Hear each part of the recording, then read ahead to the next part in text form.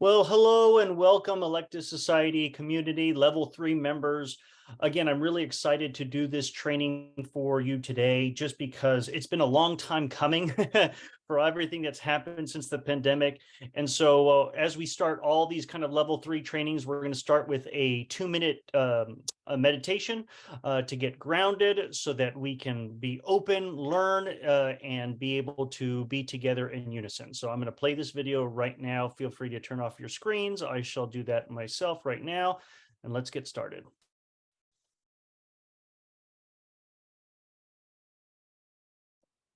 Hi, I'm Rosalie, and welcome to this 2-minute meditation. Find a comfortable position and allow your eyes to blink closed.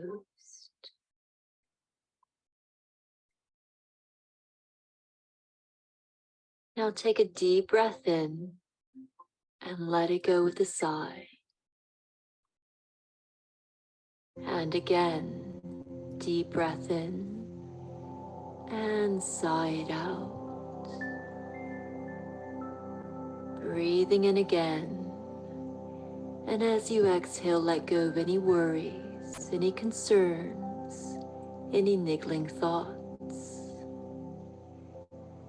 With every exhale, allowing any tension to melt away from your shoulders, your neck, your jaw. Just for this moment, letting go of any worries, any concerns, knowing that you can always come back and take care of these later. Now settle into this space of ease and comfort, where there's nothing to do except to relax and enjoy this feeling.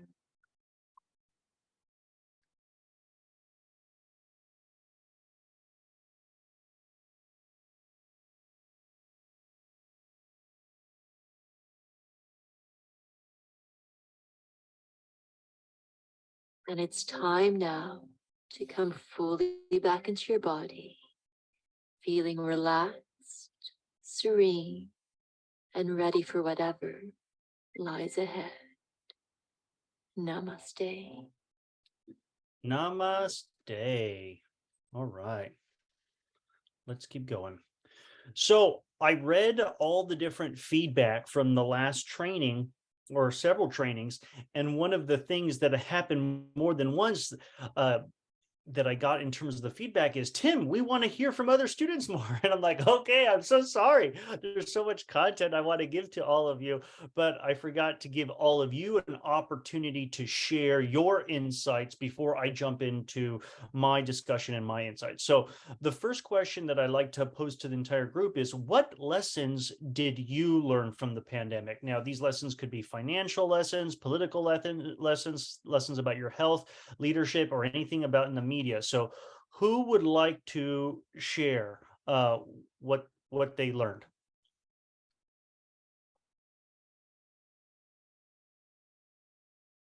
And if I got no volunteers, I may call on some people. All right, Joy. All right, great to hear from you. So what lessons did you learn? Well, the lessons I learned was my health. Like I have asthma. When the pandemic happened, I couldn't breathe the air for a whole year. So that Wow. scared me. So I know now to like take better care of my health, make sure I have all my inhalers up to date, eat more healthier, and just to make sure that me and my daughter, because we both have asthma, like are healthy. I learned to stock up because when the pandemic happened and I used to work for CTA, Chicago Transit Authority, Yeah. everybody bought up all the stores. So like Oh, now instead of going crazy, I stock up a little by little. So every time I get some income coming in, I buy tissue. I buy stuff that we need. I love it. It reminds me of the last training that we talked about resilience and going ahead so that whenever there's an urgent thing, you're not freaking out and afraid because you already have some buffer, right?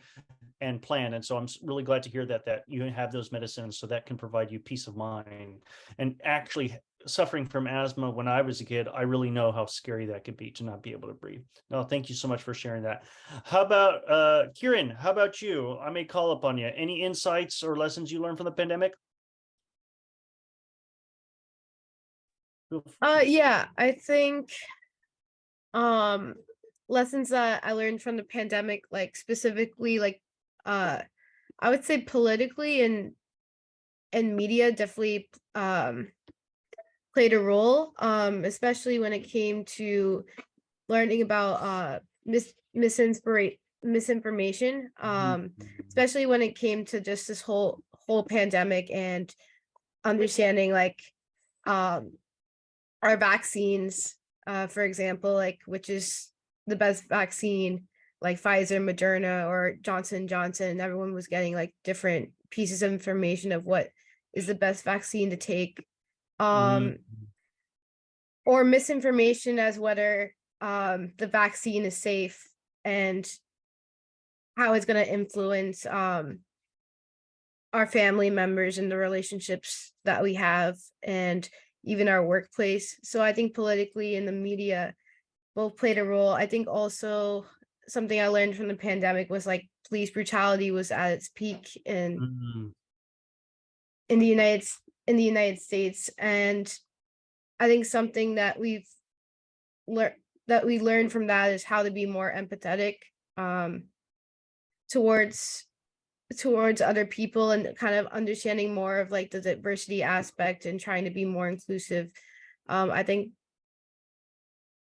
that's some lessons I think that I took from the pandemic. Is like I think health, politics, and media definitely played a role in it for sure. Absolutely. No, I love your insights, and I think we're going to be actually talking about some of those. Again, taking care of your health, misinformation. Are the vaccines safe? There was a lot of misinformation, definitely. And so as a result, a lot of trust has been lost.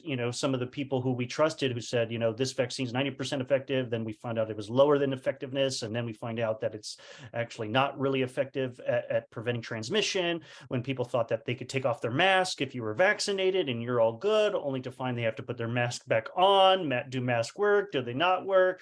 Okay, well, maybe it doesn't actually provide you any immunity, but it helps reduce the severity of your disease if you get it. So again, so much stuff. No, I acknowledge you for sharing that insight. And Henry, I'll give you the last word. Any other final comments on lessons you learned from the pandemic? All right, Tim. Sure. Uh, I learned to know more about ourselves financially. Mhm. Know where insurance policies are. Know how to budget, invest during the pandemic. Health. Know our health. Know where we're at with underlying ailments. What Yeah. medications we can and can't take. You know. Mhm. Just knowing more about ourselves and actually what we have to do to survive. No, that's so true. And I know that you've been helping people, as a financial planner and helping people get like disability insurance or life insurance, because again, it was really scary for a lot of people. They didn't know if they were going to make it, and even something that Kieran said that I think it's worth repeating. I heard from a wise person, wiser than me, once said that this wasn't a pandemic, this was a fear-demic. That there was so much fear going around and people were really worried. And so it was my philosophy in life that no matter what happens to you, it is always a learning opportunity. So to me, this was an opportunity for us to examine, our relationships with our loved ones, our relationships with our friends. Who are we going to be in these times of crisis? So again, different challenges are thrust on all of you as leaders. Whenever you encounter different situations, how are you going to rise to that challenge? So again, this pandemic was very revealing to that. So thanks so much, Henry. I appreciate your insights along with Joy's and Kieran. So let's keep going. So what are we going to be talking about this training? I'm going to share my story, right? There was a lot of people who predicted the pandemic before the authorities like the World Health Organization knew about it. I'm going to share with you how I prepared for the pandemic, the lessons I learned from my father, who was a retired Harvard educated doctor. He went to medical school there, and he has some different insights that I don't think you usually hear in the media or from your regular doctor. My wife got COVID. I'm going to share that story and what happened to me when I chose, based on all my research, not to get unvaccinated, how that impacted me, so that we can know how to treat other people in the future if there's ever a pandemic. Then the other second topic I'm going to talk about are leadership lessons. There are a lot of people throughout history, especially in just this pandemic in the last couple of years, that we're trying to sound the alarm. And I'm going to talk about that and what actually happened to them. And the reason why it's so important to talk about is because if all of you who are listening want to be in positions where you can lead others, well, guess what? You have to actually be strong enough to handle the heat that's going to come at you when you actually step out and try to lead or try to challenge the status quo. And it's not easy. And we're going to show some case examples of that. Last thing is we're going to go down the rabbit hole, because again, I never really was interested in vaccines or anything like that. But again, COVID really brought all that to the surface. And again, this presentation is dedicated to my sister-in-law who recently had kids. And I had a lot of conversations with her about vaccines, and I started doing more and more research. And I knew that vaccines as a technology was amazing, right? We helped remove smallpox and all this other kind of stuff. But now with this whole COVID pandemic, it's like, I'm not trusting the leadership of the CDC. So it's like, I need to do the research on my own, because my sister-in-law says, well, Tim, well, what vaccines should we have? And I'm like, I eventually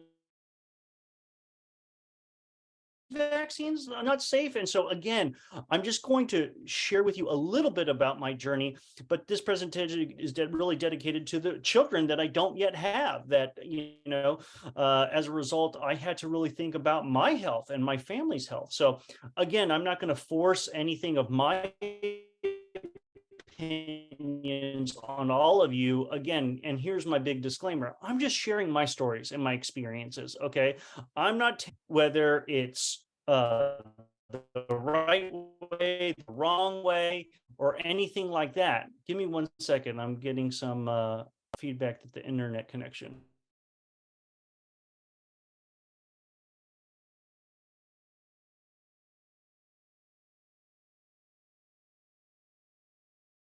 I'm going to pause. Okay, sorry for that interruption. So again, I'm not here to tell each and every one of you, this is what you need to do, what should do. I'm not a doctor. I'm not a physician.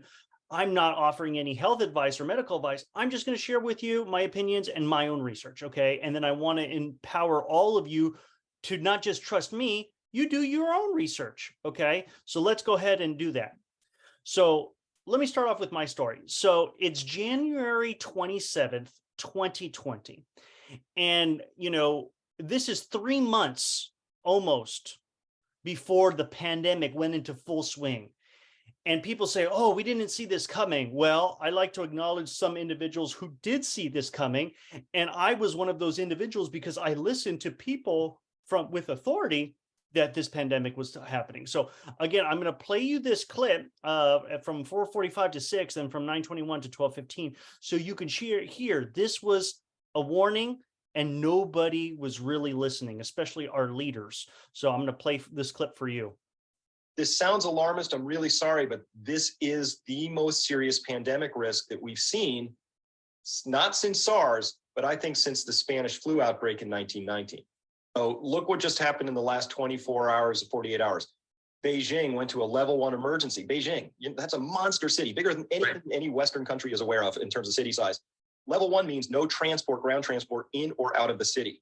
Shanghai just went into a complete lockdown. They were stopping all non-essential businesses until I believe February 7th at this point in time. So we got basically a full week. Imagine going to New York City, no Starbucks, no UPS stores, no restaurants. All of that's shut down. The economic impact of that is enormous. And we're just getting started in that story. So this is the black swan. I'm convinced now that just imagine, everything you've been talking to your subscribers and listeners to and about. You have this bloated financial system that required hundreds of billions of overnight money from the Federal Reserve just to keep limping along. And all of a sudden, you just throw a giant chunk of metal into the transmission and say, let's just shut down trade for a week or two. Actually, I think people need to be prepared for a month or two.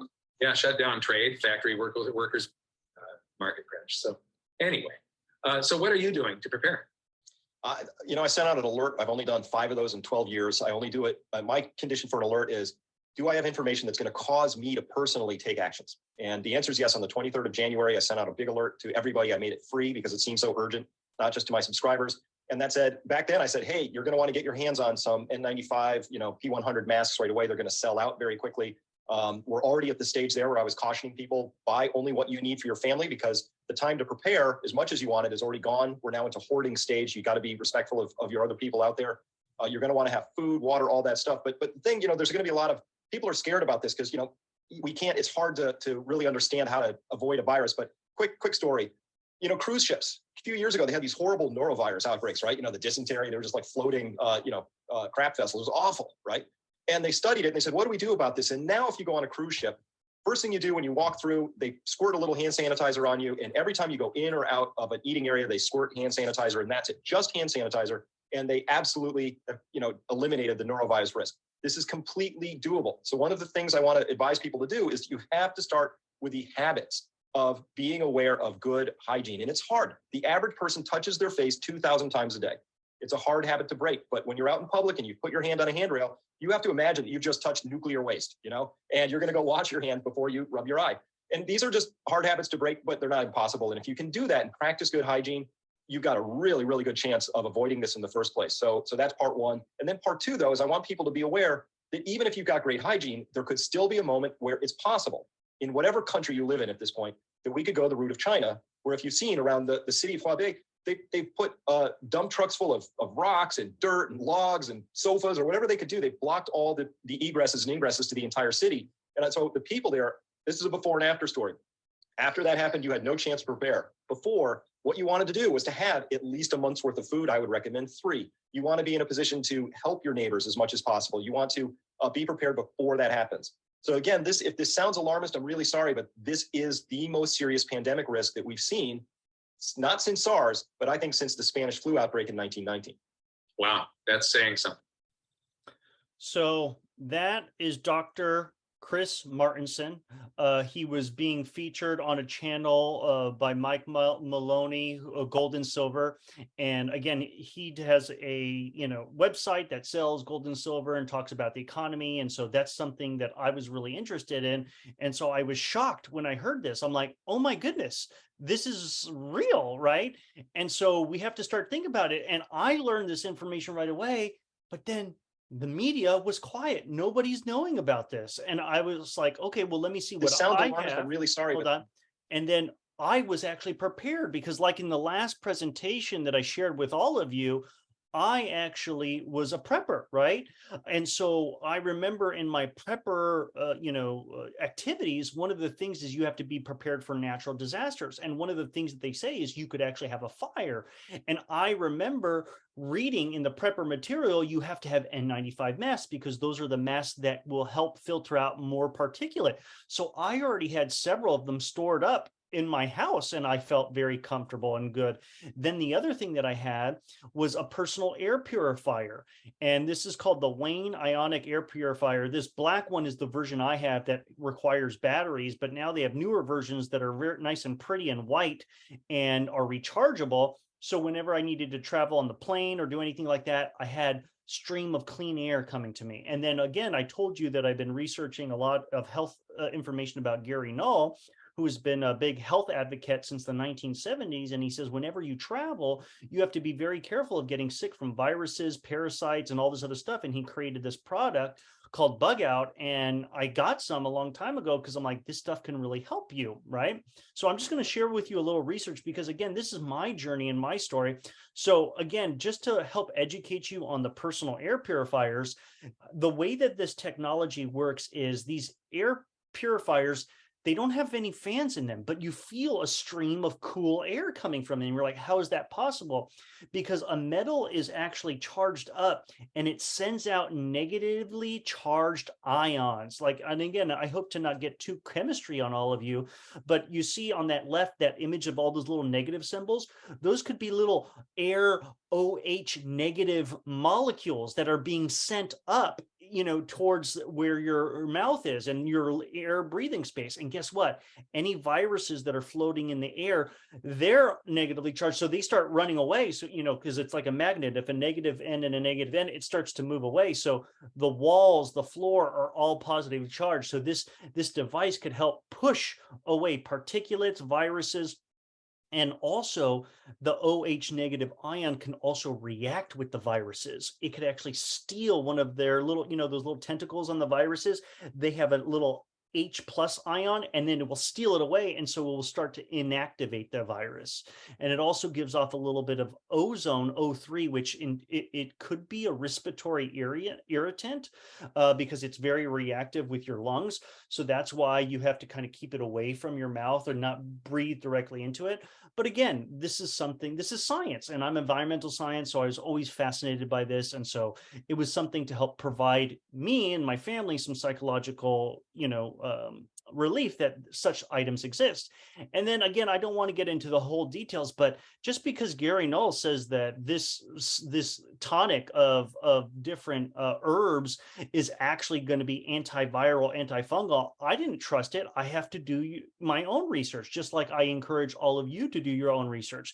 So I looked up online every single ingredient from this bug out thing. And I'm like, oh my goodness, this stuff kills malaria. This helps increase your bowel movements, increases urine flow. It helps release phlegm. It helps kill worms in your intestines. I'm like, oh my goodness, this is some intense stuff. It has garlic clove in it, which is antiseptic, antibacterial, antifungal, black walnut, antiparasitic. Again, it has high concentration of this herb that has vitamin E. It strengthens your immune system. Again, kills parasites, used as a medicine against bacteria, against common colds and flus, antimicrobial properties. It has peppermint, which is a decongestion, right? It has menthol. If you've ever been sick and you rub menthol on your chest, it helps like bring blood flow and helps you cough up mucus. So I'm like, this is amazing stuff. So I'm glad that I had it, and good. So now it's February, and we had a trip to go visit our friends in Spain. And so I brought my N95 mask. I had my personal air purifier, but I'm looking around the airport. Nobody seems to care. Nobody's wearing any mask. And so I'm like, I don't want to be awkward and put this whole intense N95 mask on, but I'm like, at least I got my personal air purifier. We go on the trip, have a great time, come back. I even offered my family members, hey, do you guys want the N95 mask? I just want to let you know that a virus is going on. Where they're like, no, Tim, we're good. Okay, fine. And then I go back to work. I'm wearing my air purifier and people looking at me weird. Okay. But my wife, she goes back to work. And those of you know, she's works as a vet tech at an animal medical hospital, right? Doing CT scans and helping animals. Well, guess what happens on Monday at work? She's in her job and she finds out that a coworker had also just come back from traveling, and she starts coughing in the office. And again, my wife lives in a very closed space with people, when you cough, guess what happens? There's minute little particulars that go out in the air and people breathe in. And again, because the pandemic isn't really full blown at this point, people don't care. They just assume that everything is fine. But guess what happens? After my wife was spending that whole day in the office with a coworker who was sick, after 6 hours, my wife's driving back home and her back is starting to hurt. She's starting to feel achy. Her body doesn't feel so good. So we're now in March and my wife is getting sick. And so, of course, me, I'm like, oh man, I think she got this virus, right? So now I'm going to go off on a little tangent right here, because I know what to do whenever you have a virus, because I learned it from my dad. Okay. As I told you, my dad is a retired doctor. He studied internal medicine at Harvard Medical School. Again, a very, very good doctor. And he even wrote a book. It's on Amazon if you can get it. Again, I'm not encouraging you to go get it. I'm going to share some of the key points in that book with you right now. But he had a different philosophy that I didn't really hear from traditional medical doctors. And so here's what he said, which I love. He says the self-reliant medicine is about you taking ownership over your own health. You have to view yourself not as a doctor, because again, you have doctors, but view yourself as the medical research assistant, right? You have to understand what's happening to your body, why is it happening, and things like that. And many times people get sick and don't even think about it and don't even know why. So in the first chapter of like the introduction to his book, he starts talking about Hippocrates. And I'm like, I've heard of Hippocrates. They call him the father of medicine. And he lived over 2,000 years ago. And many people talk about the Hippocratic oath, right? You know, I swear to do no harm and all this other kind of stuff. So even this guy, 2,000 years ago, said, guess what? People need to have a healing crisis, okay? So a patient will get symptoms. They'll get either fever, diarrhea, mucus, bleeding, menstruation, whatever the kind of symptoms that might be acute. And guess what happens? One of three outcomes. One, the patient goes through that and survives. Great, okay, he or she had that experience. Number two, the patient goes through that and dies. Uh-oh, that's not so good. And then three, if the patient doesn't have a healing crisis, guess what? You just find that this patient just becomes sick for a long period of time. They call it a chronic illness. And so even back 2,000 years ago, Hippocrates knew this. And my dad studied him and knew that this is a real phenomenon. And again, I had never heard about this when they talk about doctors. When you go to the doctor, you say, oh, my throat hurts. I think I'm sick. Okay, here's an antibiotic. Oh, okay. You know, here's some medicine. It's just take all the symptoms away. And this was very, very different. And so here was the perspective shift that my dad gave me that I had never heard before. He basically says, we view pathogens right now as evil. They need to be exterminated. You know, they're the enemy, right? Germ theory, like, you know, kill all the germs. But he actually said we could actually have a different perspective on viruses, fungus, bacteria, mold. These are called pathogens, but what they do is they consume the biological clutter of your body. And I'm like, oh my gosh, Dad, what do you mean? He's making up terms, biological clutter. And so what he basically said is they're like vermin, they're like rats, they're like cockroaches. If there is food that is left out in your house in the open and it's not cleaned up, well, guess what? You're going to bring rodents and cockroaches. They're going to come and guess what? They're going to consume that. And so, and it made sense to me, right? Because just like, you know, you don't have mosquitoes unless there's a swamp of stagnant water. Well, you're not going to have, if you have a super clean house, there's not going to be any rats or cockroaches to show up because you're clean. You don't have any food for them to eat. They're going to go somewhere else. So I thought that was so interesting. And so then I started to research this a little bit more. And there is this idea that in modern medicine, we basically have the idea of germ theory, meaning the reason why people have disease is because of these evil microorganisms, versus terrain theory that says, hey, no, you're responsible for your health and how clean your body is. And then it says, you know, the microorganisms cause disease. And it says, no, weak terrain, is caused by, along with these microorganisms is what actually makes you sick. So again, this was a perspective shift. So my dad would say in his book, he said this, I see the immune system as the body's housekeeping department, right? The immune system orchestrates the elimination of waste through inflammation in the various tissues of the body. So childhood illnesses like colds, fever, rashes, and diarrhea, this is a way of acute illness to have waste excreted. And so he talks about how, you know, when he was sick, and got sick from the hospital, being around sick patients, guess what he would do? He would lie in his bed, drink a lot of liquids. He would have all this phlegm coming out. And guess what? He would weigh himself after another day or two, and he would have lost 3 pounds. So again, the body, when they get sick, is a form of cleansing. And so why do you get sick? What happens? Well, as students, professionals who basically, have been sick before, what makes you actually sick? Well, there's some typical reasons. Have you ever stayed outside too long in the cold and suddenly you're like, man, now I'm sick, I have a cold? Have you ever been so stressed out, worried about that, and then you get a flu or a virus? You haven't been sleeping enough, you've been pulling all-nighters, then you get sick. Have you ever gone on vacation, we're eating too much, drinking too much, and you went all, and then guess what, you get sick. So again, you could even have nutrient and vitamin deficiencies. If you're not in the sun getting that vitamin D, well, guess what, you can become easily sick. As well as when you're exposed to pathogens, how long, what's the duration of that you're exposed for a sick person? If you just see a sick person quickly and leave, chances are, you know, even if they coughed out loud, you haven't breathed in so much viral load. But if you spend a lot of time together, you're more likely to be sick because it's the amount of viral load.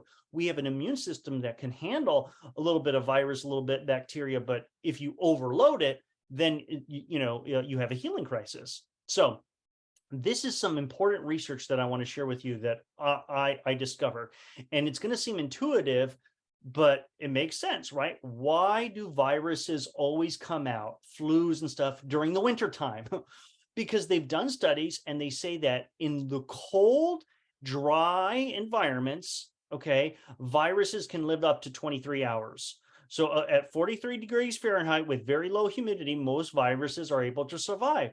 That's why they're all around and people see each other, whatever, and they get sick, especially if you're going to around Thanksgiving and Christmas, eating all those big meals and sugary meals and all that other kind of stuff. Well, guess what? You know, viruses help feed off that, right? So, but what's the opposite is true. Now, if you live in an environment that's really hot and really humid, well, guess what? Even at temperatures of 90 degrees Fahrenheit, the viruses can only live for approximately 1 hour. So again, that's very interesting. Now, guess what the average body temperature is? 98.6 Fahrenheit. So once you actually understand this idea, is many times when people get sick, they start to get a fever. And we've been trained in our society, if you get sick and you get a fever, oh my God, you're gonna die. You're gonna overheat. Your brain's gonna fry. And so they say, take your temperature. No, cool yourself down. You know, take some Advil, take some Tylenol, get a fever reducer. But guess what? Your body is having this fever because it's trying to kill this virus, right? And again, people don't necessarily agree with that, believe in that. So what do most people do? They say, take Dayquil, take NyQuil, right? Let's list, this will help you get a better night's sleep. But what is in it? Acetaminophen, which is Tylenol. It's a form of, a pain reliever, right? It reduces your fever. So even if your body was raising its temperature to kill the virus, guess what? You're telling him, no, take this Dayquil, take this NyQuil. Don't go up in temperature, you go down, right? Instead of coughing out phlegm and getting rid of all the viruses working with your immune system, it stops coughing. No, you stay in there. Instead of like sneezing, sore throat, okay, got it. Like this is what this stuff does. And I don't know, this I can only speak from myself anecdotally and see my own observations. And my dad has always advised patients against taking Dayquil and NyQuil is because I've taken it once when I was younger. And do you know what ends up happening to me? I don't know if this happens to you. Feel free to put it in the chat if you've ever taken it before. I feel that when I take it, I end up becoming sick for even longer. Like I get energy, right? Oh, okay, let me just take this. Okay, now I can function. But I have a lingering cough for a week or two or something like that. And so again, this goes back to the whole thing that my dad was talking about is what is the healing crisis? You know, you need to allow the body to do that. So instead of my wife taking that stuff, I said, baby, this is what you got to do. We had 2 heating pads. I'm like, I want you to put a heating pad on your chest, right where, you know, and put it as hot as you can stand it. I want you sweating and everything. I want to put another heating pad on your neck because guess what? In your neck is these lymph nodes, and that's like ground zero for the war between your viruses and your immune systems, and why you have tonsils, and many times they fill up with phlegm or pus or whatever it is. So help your tonsils, help your immune system fight this virus.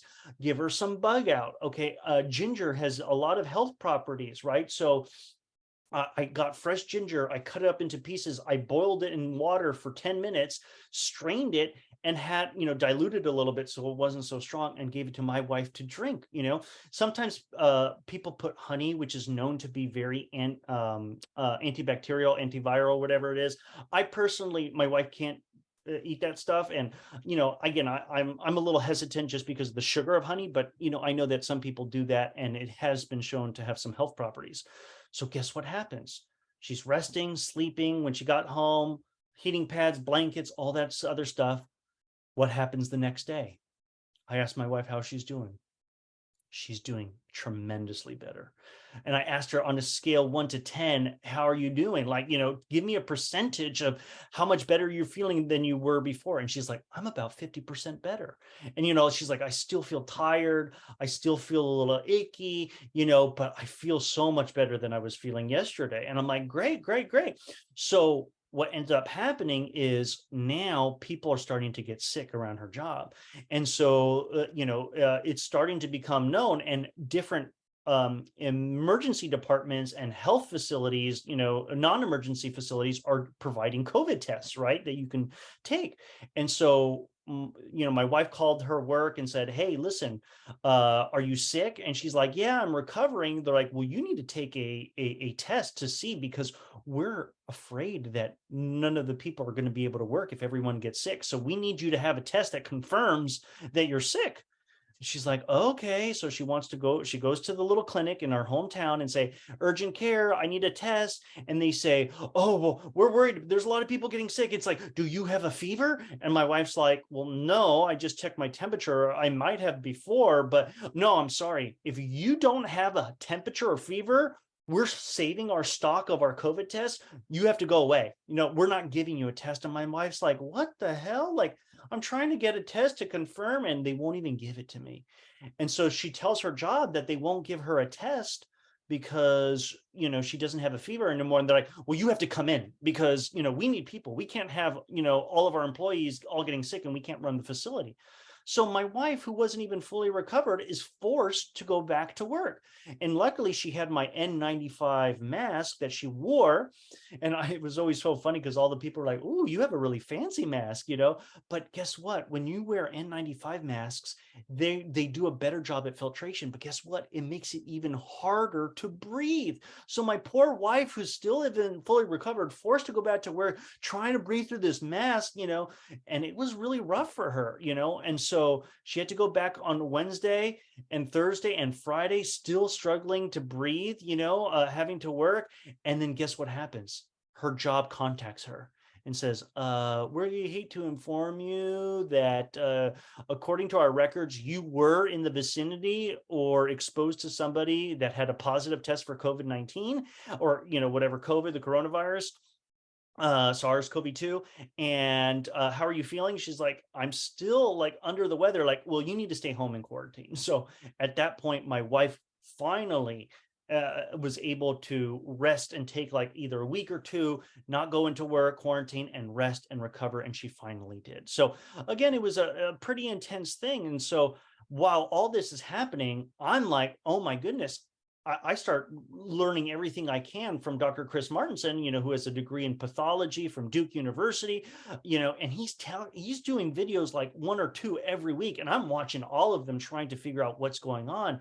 And there's a lot of strange things are happening. So on January 30th, he basically, before the, a pandemic was even announced, he's like, something's going wrong. China's locking down, but the World Health and China are actually telling everybody to go travel. Like he's announcing the alarm. It's like, you don't do this. When you have a pandemic, you close your borders. And so again, what was the reason? And again, now China has been, the leaders of China have been very, very much criticized for knowing that their country was going through a virus, covering it up. I have a lot of different books that I've read about this, that they've had cases in November that there was a doctor who was trying to help patients, and he was brought to a board of people and says, you're spreading misinformation. And he's like, no, but we really have a virus. They're like, you need to stop it, stop spreading this propaganda.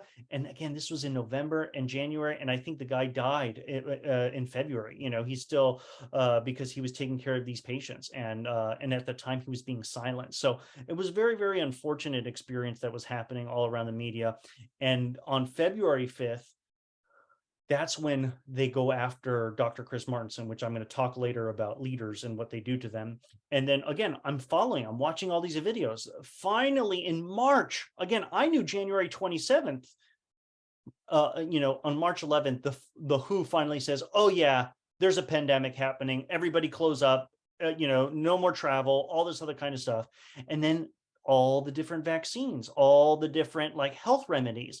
And so, Dr. Chris Martin is basically saying, oh, Shirley, I just saw your message. Yeah. So about that individual from China, he was in jail, and the media said that he made it up.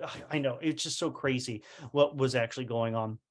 So Dr. Chris Martins is basically saying, hey, there's probably a lot of different therapies out there that are really helping people.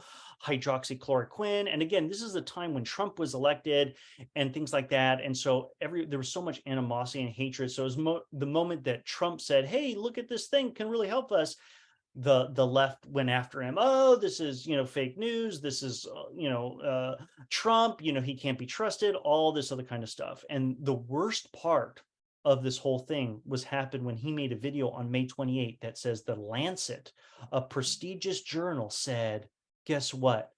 Hydroxychloroquine is dangerous and is going to kill people. And so when we've done this whole study, analyzed thousands of people, and some people have died because of this. So guess what? Belgium, France, Italy, they say, we're stopping all research into, hydroxychloroquine. And guess what happened? All that research stopped. And Chris Martenson looked at the study and like, this study is completely flawed. I don't know how anyone could actually publish this garbage. And he's like, this, I can promise you, is going to be redacted because if it's so, unscientific, the way that they collected this data. But guess what? The damage was done. All over the media and the news, they say, hydroxychloroquine doesn't work. We need to stop it. It's killing people. Hey, the Lancet study proved it. And guess what ended up happening? A long time later, the Lancet finally had to redact that whole, and they withdrew the paper. And so if you look up that paper right now, it's like retracted, retracted, but the damage was done. So again, this is why I'm bringing this up, is because we have lost credibility even in the scientific journals, that people were practicing bad science, right?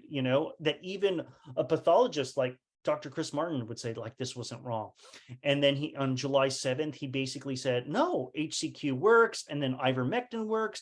But again, everything is very difficult when it comes from science, because in science, when you look at things are a lot more complicated. So when they were looking at studies of hydroxychloroquine, what they found out that says, if you give this HCQ medicine way after their person is sick, it's too late. You have to actually give the hydroxychloroquine and the ivermectin, or whatever it was, those two substances. If you give it right away, you can see a significant improvements in their health. But guess what? The damage was done. There was a concerted effort in the media to say, these are horse dewormers. This is, these drugs are killing people. There's no reason why these drugs work.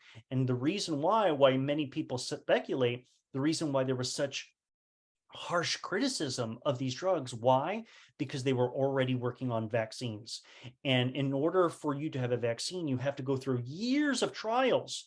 But guess what? There is a little loophole where you can have an emergency authorization use, right? An EAU, if I think I'm pronouncing or I got the letters correctly, that says you can come out with a vaccine and you can expedite the the research of that vaccine if and only if you don't have other drugs that can actually help deal with this problem. And so do you see that there have been critics that have said, this is why people in the media, people in the pharmaceutical industry went after these drugs so vociferously, is because they needed that in order to justify vaccinating the population. And again, censorship was out of control. We started to see, even in October, if you had people who were dying of getting COVID, guess what? They had such low vitamin D, because vitamin D helps your immune system. And so if you actually have high doses of vitamin D, you could increase your survival rate by 89%. Again, Dr. Chris Martenson was on the job. He was telling what's going on, and I'm learning this. I'm trying to share it with family and friends and stuff like that, but it was very, very difficult. And this is one report that he gave in October. And he says, listen, after this whole almost a year or 6 months of this, what have we learned? Ventilators were not good for people, right? They didn't have hydroxychloroquine, ivermectin. There's now a new protocol, the Math Plus protocol, that can really help people. We didn't know about vitamin D. There was fudging the numbers between how many people actually got sick and how many people actually died, right? There's an infection rate, and then there's a case fatality rate. So these are different numbers, numerators and denominators, that can manipulate and make people think that things are a lot worse than they really are. They did surveys that they say, yeah, if I get the coronavirus, there's a 50% chance I'm going to go to the hospital. It's like, no, there's a much smaller chance that you're going to go to the hospital, only if you have high morbidity, if you're overweight, a lot of these different health ailments, if you're older. These are the things that are going to make you more likely to get into the hospital. But everybody was scared, right? And so now what they discovered, we have these health protocols. You get vitamin D, basically the big wave is over. Immunity happens much quicker than we thought. And so guess what? Chris Martenson said, October 2020, I'm not afraid of this pandemic anymore. Like, we seem to have everything under control. We have frontline critical care doctors that say, hey, if somebody gets COVID, we know how to do it. But guess what? That's not what was happening. He was basically saying, hey, everybody needs to take vitamin D, take care of your terrain, eat well, sleep well, avoid stress. Okay, wear masks in public, distance if you have to, do these medicines, and hey, maybe later a vaccine will come along, but you know what? We'll see. But we're good. And guess what happens? Now we're into the new year. It's May 18, 2021. Pfizer is coming up with all this data that says, oh, this is 90% effective at stopping, vaccines, stopping the spread of coronavirus. And then guess what happens? They're like, safety data. Oh, no, very, very few people are having side effects.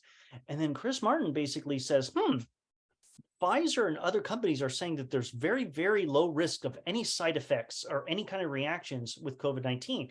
But when he's like, well, what's the data? They're like, that's our private data. So these are only based on press releases. Yep. This is confidential information. We shared it with the FDA. But you can trust us. He's like, that's kind of odd. And he's like, well, now hospitals were starting to mandate, now that this vaccine exists and they had all the safety trial, trusting Pfizer and other people. Well, they gave it to a hospital of over 64,900 employees. And guess what happened? A lot of people started to have reaction. Now, again, according to the statistics, they were saying, no, there's like a 0.25% chance of having adverse reactions. But then Chris Martin says, like, according to this data, 2% of people are having adverse reactions. Okay. And you're claiming that these drugs, these vaccines are safe and effective, but you're only doing short-term safety. Okay. And so the figures that you're saying are not matching up with what we're seeing right here. And it's actually not prudent as a scientist for you to claim that something is safe, because you can say we have short-term safety, but we really don't know long-term safety, right? Because these are new types of vaccines. They're not the traditional vaccines, especially the mRNA. So again, Chris Martenson was sounding the alarm. He was, saying, hey, something's not right here. And so in September 2021, mandates were happening everywhere, right? Including my wife's job. And so my wife's like, I don't know what to do. They're saying that I have to get it. And it was really tough because, again, for me, I didn't feel, based on all the evidence that we had, that we needed. I already bought ivermectin. I was able to get some from Florida and shipped to my house in case my wife or I got sick, and I'm like, we're good. But again, my wife, if she was to get pregnant, again, there's a lot of fear. So, I didn't make her feel bad or anything like that. She decided, we had conversations about that, which vaccine should she get if she wanted to get it. So again, we talked about it and ultimately decided that she wanted to get the Johnson & Johnson vaccine, the one-time shot. And you know what? Guess what? I was very supportive of it. And I'm glad that she got it. You know, you may be surprised to hear me say that. And the reason why I say that is because even if it wasn't that effective, do you know sometimes having vaccines just provides the placebo effect, the psychological effect, knowing that, all right, I'm not going to get sick and die. You know, that is a very powerful force. And so I'm not demonizing vaccines. As you're going to learn later throughout this presentation, is that I think we need to have safe vaccines. And so, but we need to stop all the lying and misrepresentation and the gaslighting of people. So my wife gets the vaccine, I don't, but guess what's starting to happen? There is a lot of pressure from people to get vaccines, especially me. You know, I live in liberal New York, you know, and everyone's like, trust the science and all this other kind of stuff. So I'm hanging around my friends and I'm telling people, I'm not getting vaccinated. And guess what? These are things that my friends and family actually said to me. I said, one of my friends says, you're an a-hole, right? For not getting vaccinated. Okay. This individual said, I'm never going to hang out with you ever again because you're unvaccinated. And I was like, whoa, this is intense. One family member says, you're killing people. Okay. Because you're not getting vaccinated and you're a right-wing Trumper. That's what you are. You're listening to Fox News and you're believing all this stuff about ivermectin and hydroxychloroquine. I'm like, whoa, it's like, I didn't even vote for Trump. And I'm like, wow, I'm just being put in this corner. I'm being labeled. I'm being ostracized, you know, and guess what? This was a really an emotional workout for me because, you know, all this spiritual stuff that I've talked with all you as level 3 members, like, do you know when someone calls you an a-hole right to your face and says, or other people that says they're killing you, your ego wants to lash back. You know, and especially because I have all this information, I want to say, shut the hell up, you know, like read this, but it's like, no, you know, I practice all the techniques that I've been trying to tell all of you, because again, that would only make it worse. I just tried to understand their perspective. I try to work on myself to not make me turn like them and feel their wrath and animosity, and then me attack them back with wrath and animosity, which I don't know, a lot of you who probably know people or experience, like, people don't even talk to each other now, you know, as a result of this whole COVID pandemic, you know, vaccine or unvaccinated. People lost friendships, you know. I was lucky enough because I forgave my family members. I forgave my friends who said horrible things, but I'll tell you this, not one of them has apologized to me for ostracizing me. And guess what? They never have to, because part of the things that I've been trying to teach all of you in Elective Society is, you know, we have to be the change that we wish to see in the world. And so I have to realize that if God's within me, God's within each and every one of those people, right? And just because they're not listening to their higher selves, they're listening to dark forces of fear has actually taken over them. Their ego has taken over. And so all they're acting like is like a scared little child lashing out at people. And so if you're mature and old enough and smart enough to know that what's going on, you can love them and accept them. And that's what I did. Until this day, I won't ask them for an apology. You know, I just hope that they deep down inside, they know, and their higher selves know what they did. And that's a record, you know, even in the cosmic record, you know, of what they did. But again, I don't want to make it worse. I want us to heal. So the other kind of thing that I wanted to share with you about is in New York City, they refuse to allow people to enter into restaurants unless they were vaccinated. And so I remember I had a friend of ours who was having a baptism for their little child. And so it was at this church, and you didn't have to have vaccines to go to the church, but they were going to go there, and then they were going to go to a restaurant afterwards in New York City. And so it was a very uncomfortable thing for me. It's like, do I go? You know, I can't really go into the restaurant, but I want to support my friends. So guess what I did? I went to the church. I went to the ceremony. It was very nice. You know, everyone was wearing masks and all that other stuff. And then I had my wife with all of my friends go into the restaurant inside without me. And I told my wife that I would wait in the car. And I remember having a big discussion with my wife, and she's like, Tim, why didn't you come in? I saw this other person. They didn't ask them for a vaccine card. And even my wife had told me that she knew people that were getting fake vaccine cards. And I said, no, how could I be a person who talks about integrity with all my students if I'm going to get a fake immunization card to tell people I'm vaccinated when I'm not. Like, I'm going to stand my ground. This is a form of protest. I'm being, discriminated against because I can't go into that restaurant. And she's like, are you sure you want to be waiting in the car? I'm like, I don't care. I'll find work to do. I'll watch some YouTube videos, some educational videos, and I'll stay here. And also, there was a part of me that wanted, when all of our friends said, well, where's Tim? I wanted them to know that Tim is waiting inside the car because he's not allowed into this restaurant because he's not vaccinated. And I wanted people to know that, because they needed to deep down. And so, like, there's something wrong here, that Tim is a healthy individual that's being discriminated against and not being allowed into the restaurant. So again, it was my form of a little, protest.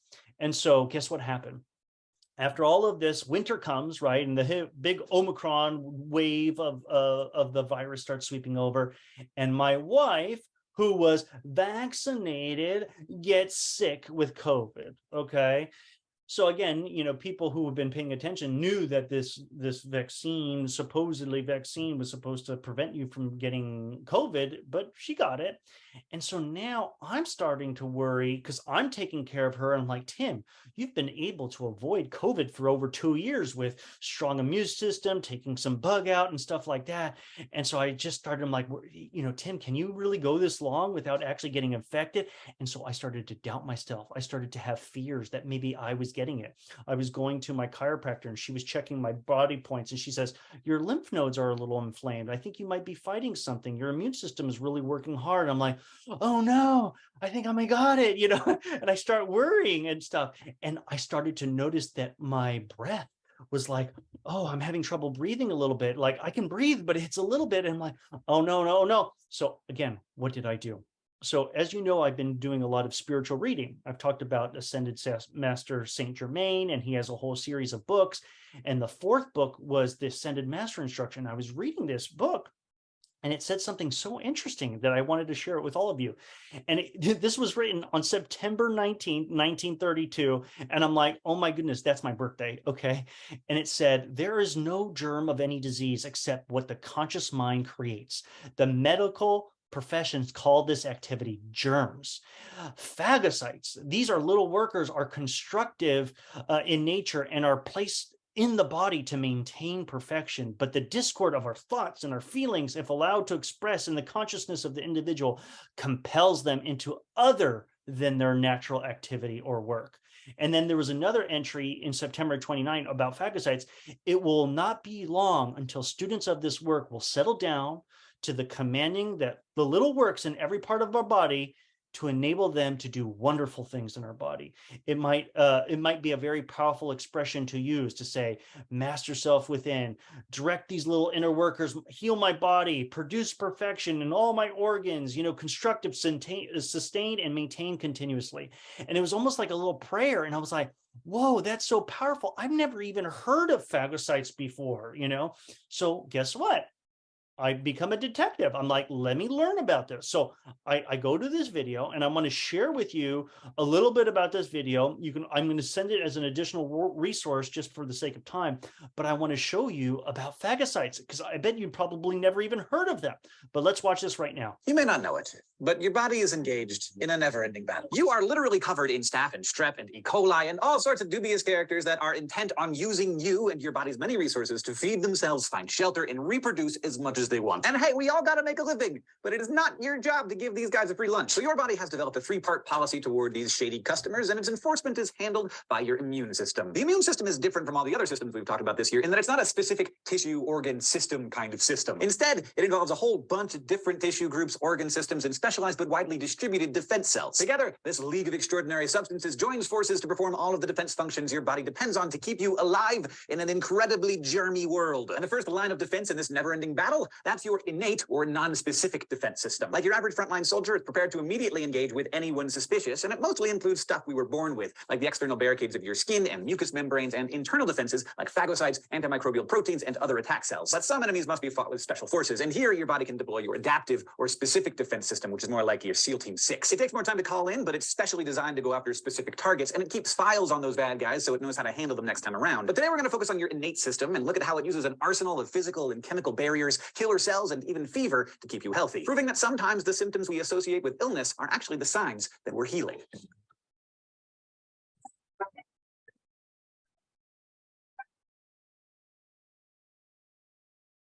Just because something is simple doesn't mean that it can't be elegant. I mean, your body is capable of some incredibly sophisticated things, including defending itself from infection. But occasionally, there's something to be said for brute force. And a lot of your innate immune system's functions aren't exactly subtle. For example, your body's very first line of defense is a simple physical barrier. And it works. Like a wall around a fortress, your skin does a fantastic job of keeping out all manner of malevolent microorganisms. As long as that tough, keratinized epithelial membrane doesn't get torn open or busted up too much, you could probably, like, make snowballs out of raw sewage and still be all right. Although, no. Your many mucous membranes also provide a handy physical barrier. You'll remember that they line any cavity that opens up into the germy outside world, including the respiratory, digestive, urinary, and reproductive tracts. Not only do your skin and mucosa supply simple physical protection, they also pack some serious chemical weaponry. Eat some questionable leftovers for lunch? Don't worry, your stomach is literally filled with acid, so you probably are covered. Walk face first into your coworker's nasty sneeze cloud? No worries, your nasal passages can whip up a tissue box worth of sticky mucus to help trap viruses before they enter your lungs. You've also got bacteria-fighting enzymes in your saliva and lacrimal eye fluid, and peptides called defensins in your skin and membranes that help keep bacteria and fungi from setting up shop around inflamed or scraped skin, which no matter how careful you are, you're gonna get one way or another. Maybe you shave with a dull blade, or you just brush your teeth too hard, and don't get me started about the dangers of bagel cutting. So when you've breached that first simple line of defense, it's time to call on your second line of internal innate defenses. This is where your body starts pulling strategic maneuvers like firing up a fever, releasing chemical signals, causing inflammation, or other defensive tactics that help identify and attack infectious invaders. Some of the first defensive cells on the scene are your phagocytes. Their name literally means to eat, and like Pac-Man, they indiscriminately chase down intruders and gobble them up.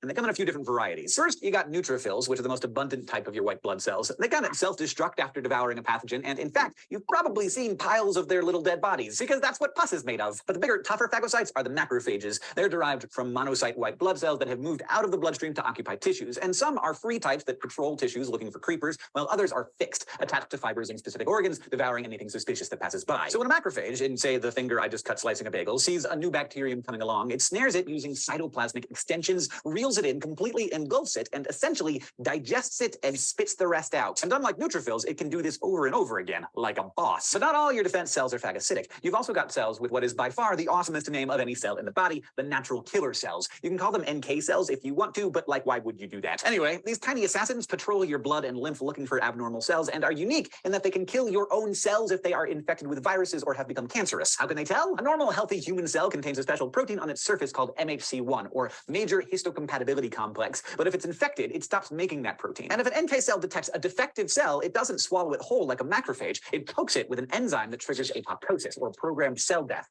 Pretty awesome. So those are some ways your innate immune cells handle their enemies, but how do they know where to look in the first place? All right. Well, I could keep showing you that video, but for the sake of time, I'll let you watch it on your own. But again, to me, this was so fascinating because I didn't know about phagocytes. I didn't know that you had this amazing, immune system that could really do a great job healing yourself. And so guess what I did? There was another video, but I don't have time to share it with you. But if you've ever heard of Wim Hof, he's this amazing man who's discovered the power of cold therapy as well as deep breathing. And so, again, this is a 5-minute video. I'll share it as part of the additional resources. He was been put into a scientific study that they injected him with E. coli. And because he was able to do deep breathing, he was not able to show any symptoms that he had been infected with E. coli or his immune system responding. And they're like, well, maybe he's just a genetic marvel. But they like, no, they're like, we're going to do another study, and we're going to have his group of people be trained in this breathing method and another group that's not, and we're going to inject them all with E. coli, and we're going to see what happens. And guess what happens? The people who had trained in this breathing method were able to raise their immune system and fight that and not have any reaction. And so they started doing blood tests and figuring out it's like when they did this deep breathing and then they of this Wim Hof method, and I'll share with you, it's very easy to understand. All you have to do is you breathe in deeply 30 times, like, okay, that's 1, and blow it out. All right. And on the 30th breath, blow it all out so you don't have any extra oxygen in your lungs. And then you go, and then you close your mouth and your nose and you hold your breath. and you would set the alarm, your timer, for the timer to count down, and you just hold your breath as much as you can. And again, I was able to do about like 2 minutes. And guess what starts happening? Because you've done such heavy deep breathing, you've just oxygenated your whole entire body. Deep sea divers do this. But guess what happens? Because you're holding your breath, your adrenaline turns up and you start to feel tingly all over. And you're like, oh my goodness, I need to breathe, but you're not breathing. And then finally you release. But that whole reaction, guess what it does? It wakes up the immune system. It increases the amount of phagocytes that happen in your body. And so the reason why I'm sharing this all with you, because I'm like, I read this stuff in my, in this literature, the spiritual literature about the phagocytes. I'm learning about this Wim Hof method, which you could actually download an app right here and learn about how to do it. And I do this Wim Hof breathing method. And guess what? I'm like, phagocytes, clean my body of this, whatever I got in my lung. And guess what happened? After I did that, I started breathing again, and all the pain or all that tightness in my chest was completely gone. Okay. I was able to have a victory over not getting sick. My immune system had been, and now you could say, Tim, that's an anecdote, your immune system. I don't care whatever you could say. I'm just telling you my story. This is my experience. I practiced with meditation and deep breathing and with my bug out and all the other things that I was doing to make sure, and my little ionizer, to heal and not get sick. And that's exactly what happened. So, if anybody has any comments, feel free to raise your digital hand. I'm going to keep going for the sake of time, but I love to talk about this stuff, but it's so interesting, and I really encourage you all to download the app of Wim Hof. Okay, so now let's talk about leadership. What happens to leaders? Now, there is a famous book called The Leadership Challenge. And these were two guys. I have actually met both of them. And they did a lot of research on what are the characteristics of a leader. And they basically did a really great job of defining leaders as having 5 major characteristics. And I remember this kind of acronym, MICE-E, like having 2 mice, right? 2 mice-Es. And that's the way I can remember all the different characteristics of what leadership is. It's modeling the way, leading by example, creating a shared vision or inspire shared vision, challenge the process, or in other terms, challenge the status quo, enable others to act, which is kind of like empowering people, and encouraging the heart, recognizing people for their achievements. So again, what I really want to focus on is this part right here, challenging the process, challenging the status quo, because to be a leader, you're going to have to make some enemies, okay? But you have to recognize, because there may be people who are against you, and you have to be strong enough to handle all that backlash that comes at you. And I'm going to share with you a couple of examples, because I think as you all are leaders, you need to know about this. So the first one is what happened to Chris Martenson, okay? He got silenced, okay? In this video, I'm not going to show it, but they basically had his Wikipedia page taken down. They claimed that he was spreading misinformation, that he didn't have any scientific records to his name to demonstrate that he had any knowledge, even though he had a degree and reference from Duke University. He had published a article in Nature magazine. It's one of the most prestigious scientific journals, Nature it's called. And no, they just totally destroyed his Wikipedia page. He was blasted in the media, and this is what happens. And he was silenced. He even got YouTube flags that, spreading COVID misinformation. Again, they really went after him, and he was the one that I learned all about how to prevent yourself from, being aware of this virus, when all the World Health Organization, CDC, should have been warning us. And this is the only guy who was a leader was standing up and saying, no, like you guys got to be careful. You got to be prepared for this, There is.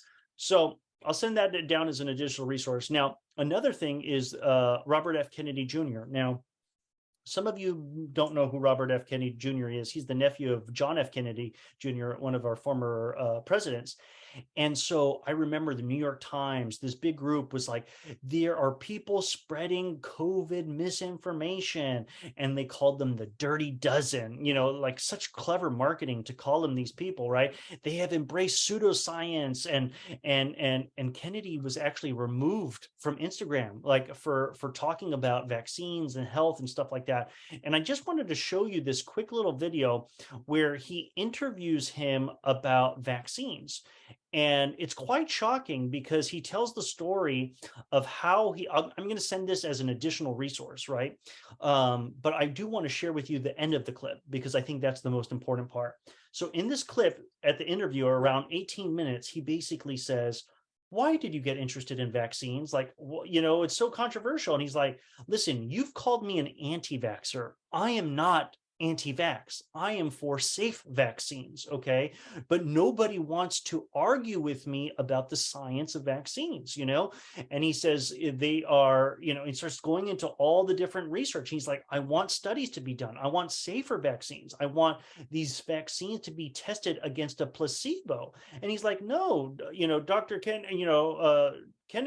Robert Kennedy, these are well tested. We have the papers. He's like, no, those papers are flawed.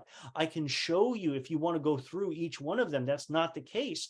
We are over vaccinating our children and doing all this other kind of stuff, and it's causing a lot of health problems. And I'm like, wow, this is so interesting. So I want to learn more. I want to research more. But guess what? This guy's getting such criticism. This recording was done on January 6, 2020. And the most important clip that I want to share with you is at the end, the last 2 minutes of the interview, right? Because they say, the interviewer says, like, how can you do this? You're getting so much criticized, in the media. Like, how do you stay strong as a leader in your field to be putting up with all this negative attacks on you? And so I wanted you to hear his response, and I think it really is in alignment with what all of you have been learning about in Elective Society. Okay, at 31 minutes, here we go. At 31. Very funny. And finally, last question, Robert. You've had to overcome all kinds of tragedies and personal demons in your life. How have you learned to manage those and grow and become a leader in your field? Well, I mean, that's a big question. I try to live my life like everybody. I went through an evolution, a spiritual evolution that was spiritual, mental, emotional, and many other things. I mean, for me, I struggled with addiction from when I was about 15 years old to when I was 29. And I think in many ways, my struggle to overcome that taught me a lot of lessons about how to live my life in a way that was less directed towards making myself immediately happy and understanding that any kind of anything that I do that is consequential, that is durable, is going to come from trying to be of service to other people. And that any time that I become the focus of my efforts, that it just, that's a lot of life is about learning how to handle power. Because, we all get to reduce, we all hit a bottom somewhere where our lives are empty and nothing good is happening. And you pray to God and you try to get some direction and then maybe go forward and your life starts to get bigger again and things flow into it. And then your inclination is to say, at least mine, is thank you, God, I got it from here. And then I drive the car off the cliff again. And a lot of life is really, you can't live off the laurels of a spiritual awakening. You have to renew your spiritual reservoirs every day. And what I've found is the most reliable way of doing that is to try to look for ways to be of service to other people. Robert F. Kennedy Jr., thank you very much for your time. Was that beautiful or what? How can you go through all this hardship, all this hatred at you, being called all these different things? It's because you actually have a spiritual awakening. You actually serve others. You connect to God, which I shared with all of you. It's about meditating and praying and connecting with your higher self, whatever you want to call it. And guess what he said, which I thought was so powerful? He's like, it's not just saying, oh, I had this great spiritual experience, now I got what I need. It's like, no, you need a light bath every day. You know, you need that reservoir to be filled every day. That's why it's like you start every day with gratitude. You start every day with some spiritual reading, you know, some deep meditation to connecting to that. There is no other way, you know. So if he actually came over addiction, that goes back to Alexis' side, we talked about from even Alcoholics Anonymous. It's like, how are these people able to accomplish these amazing things? It's because their spiritual core, their connection with their higher self, the work that they do, the discipline of staying in that and serving others gives them this amazing strength to actually overcome any adversity.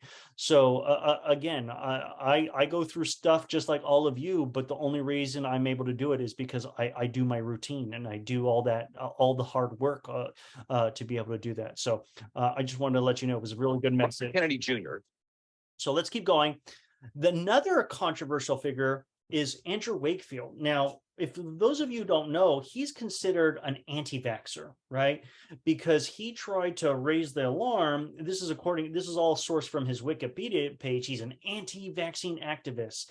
He was involved with the Lancet MMR study that was a fraud, you know, and as a result of his work, you know, the MMR vaccination program went down. And now, as a result of that, they took away his license. They said that he is, you know, barred from practicing medicine in the UK. And so again, the reason why I'm bringing him up is because, remember, in Electus Society, I want to hear from everybody, from all the different perspectives, because again, I never knew it was the whole pandemic, and me researching about the COVID-19 vaccine made me want to learn all about vaccine themselves. So, okay, let's hear what this anti-vaxxer is going to say. So he was part of a documentary, apparently helped direct it, called Vaxxed, From Cover Up to Catastrophe. And I'm like, okay, I got to be able to listen to both sides. So I was able to watch it, and guess what? You can't find it on YouTube. You can't find it on these other different media platforms. I had to go onto this Rumble now, which, you know, to be able to watch the video. And so I actually want to share with you something, okay? I'll give you a little background so that you understand what to prepare. The video of Vaxxed, I've seen it. It's heartbreaking. There's all these children who basically were normal. They had video cameras showing him that they were growing wonderfully. And then they got a bunch of vaccines, again, because when you get vaccines, they don't just give you one, they give you several in that one-time shot. And then the next day, week, 2 weeks afterwards, the kids are like limping, they're not standing up. And there's just so many heartbreaking stories. But it's this whole video is all these different anecdote stories, but about all these parents that are being gaslighted that says, nope, it's not the vaccines, they're safe and effective. Nope, this can't be. And it starts to realize that in 1886, I think that was the year they basically passed some kind of legislation to say, you know what, it was like the Vaccine Act. Okay, don't quote me, I don't have the references right here, that basically said vaccines are not medicine. They are what they call biologics, and therefore they're exempt from doing testing. And so because they want the CDC, in case of an emergency, to be still basically to be able to distribute this to the mass of the country in case there's a pandemic or something like that, right? But as a result of that, guess what? In the legislation, they said vaccines are inherently unsafe. And so therefore, we need to be, as pharmaceuticals, protected from being liable and responsible if anybody gets vaccine injured. And so what ended up happening, they set up a little court that were taxpayer funds to say, if any kids get sick from a vaccine, well, you have to go to that court, and the pharmaceuticals don't have to pay a thing, right? And it was a pretty big deal. And so this whole documentary is really talking about that. And so, you know, Andrew Wakefield did a lot of research on MMR vaccines, and he had studied the history, because there's a lot of other very sad histories of other vaccines that were implemented that people had horrible reactions that had to be pulled out, and those vaccines were ended up used on other populations in other countries instead of the United States and UK, and it's just a very, very some sad story. So he's like, I want to research about, you know, these parents that keep saying, my child is sick from this MMR vaccine. And so he started doing his own research, because that's what scientists are supposed to do. If you hear a complaint, you hear a concern, you do the research. So I wanted to show you this, just one clip. I'm going to send you the clip as the whole entire video as part of the additional resources. But I wanted to see, what does this Andrew Wakefield, this anti-vaxxer, really have to say about the MNR? Is he really anti-vax as they say he is? So let's just watch this short 6-minute clip, okay? We begin, though, as always, keeping them honest. Breaking news tonight, just hours ago, the British medical journal BMJ did something extremely rare for a scientific journal. It accused a researcher, Andrew Wakefield, of outright fraud. I got a call on the 19th of May, 1995 from a mother telling me the story of her child, its regression into autism following a vaccine. And I said, how can I help you? I know nothing about autism. You've come through the wrong number. And she said, no, doctor, my child has terrible gastrointestinal issues and no one will take them seriously. I was an academic gastroenterologist doing research with a particular interest in Crohn's disease and ulcerative colitis, inflammatory bowel disease. I knew nothing whatsoever about autism. When I was at medical school, it was so rare, we weren't taught about it.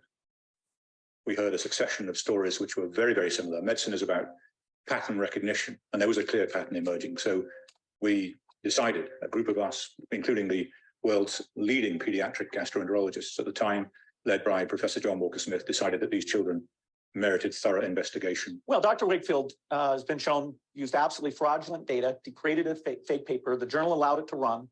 All the other studies were done, showed no connection whatsoever, again and again and again. So it's an absolute lie that has killed thousands of kids. And what we discovered and reported for the first time was this link between what appeared to be a novel type of intestinal inflammation and autistic regression in previously developmentally normal children.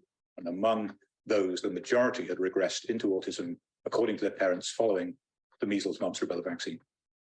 It wasn't our place to censor their story because it may be uncomfortable for public health. Our job was to report that story accurately in order that it might lead to further investigation. And the paper explicitly said, this paper does not prove an association between MMR vaccine and the syndrome described.